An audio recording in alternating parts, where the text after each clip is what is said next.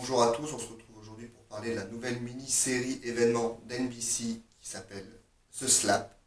Alors juste pour commencer, petite précision, une mini-série c'est une série qui aura qu'une seule saison avec un nombre d'épisodes compris entre 8 et 10 épisodes. Ce qui est différent des limited series qui auront plusieurs saisons mais avec un nombre d'épisodes réduit, comme récemment Hannibal, The Following, et les séries normales qui auront plusieurs saisons complètes entre 22 et 24 épisodes.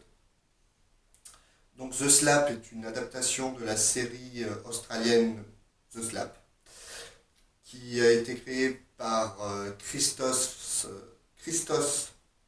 Tsiolkas, j'espère que je le prononce bien, qui était elle-même adaptée d'un roman australien aussi, il me semble. Je ne l'ai pas lu et je n'ai pas vu la série originale.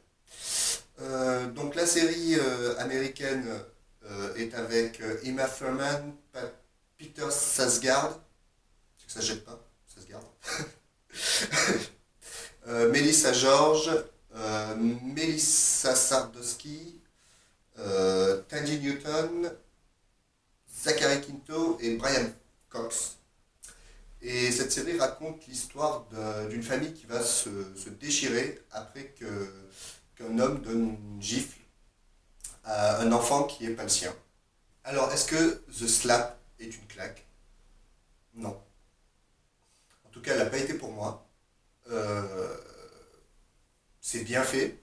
Ça, vraiment, c'est irréprochable au niveau de l'image, de l'ambiance même. Mais je m'attendais à plus. Surtout que NBC a promu ça comme une série événement qui allait tout chambouler. Un peu ce qu'avait fait la série australienne quand elle était sortie en 2011. Mais non. Euh, Tout bêtement parce que j'arrive pas à m'identifier dans les personnages. J'arrive pas à comprendre pourquoi ils réagissent à ce point-là. Euh, Emma Thurman est très bonne dans son rôle.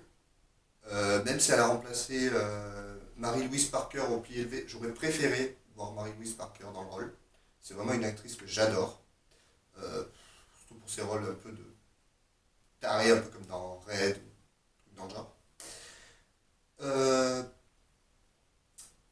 la série va raconter l'événement du point de vue de plusieurs personnages sur 8 épisodes. Ça peut être intéressant, mais je vois pas comment ça va apporter quelque chose à l'histoire.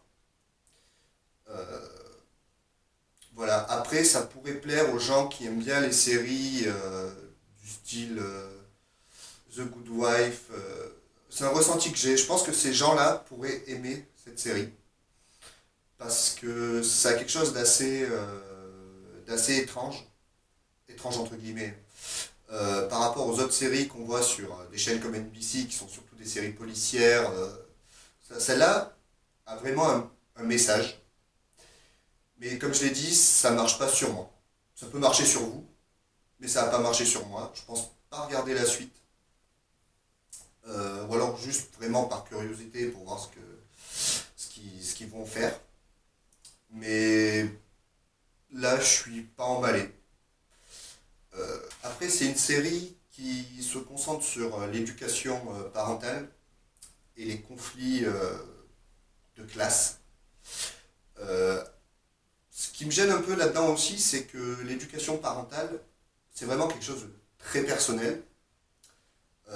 Évidemment que c'est pas bien de mettre une claque à des enfants qui sont pas les siens, même à des enfants qui sont les siens. Mais voilà, du coup, je pense que c'est une bonne idée, mais que dans l'environnement de la série, ça marche pas. Ça aurait pu marcher dans une série comme ça marche d'ailleurs dans une série comme Parenthood, qui vient de se terminer aussi sur NBC. Mais là,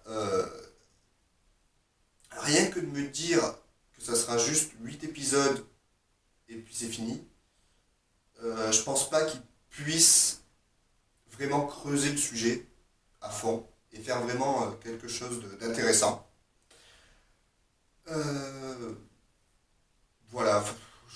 peux dire de plus? Enfin, ça n'a pas marché sur moi, c'est très personnel évidemment, mais voilà, enfin, comme je vous l'ai dit, enfin, ça peut marcher sur vous, c'est pas une mauvaise série, les acteurs sont bons, c'est très bien. De ce que j'ai lu, c'est une bonne adaptation non seulement de la série originale, mais aussi du bouquin d'origine. Ça c'est bien, enfin même si une adaptation fidèle peut faire quelque chose de mauvais, comme Harry Potter 1 par exemple, dans un tout autre registre. Mais là, du coup, non. Voilà. Donc, merci d'avoir regardé cette vidéo. Salut à tous, et on se revoit très prochainement pour un autre avis sur une nouvelle série.